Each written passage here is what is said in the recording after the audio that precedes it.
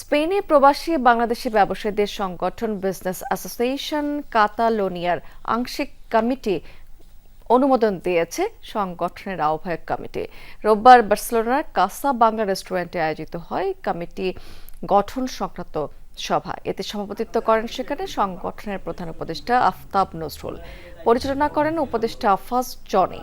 উপস্থিত ছিলেন সেখানে সাংবাদিক নুরুল ওয়াহিদ এবং স্পেন বাংলা প্রেস ক্লাবের সাধারণ সম্পাদক লোকমান হোসেন।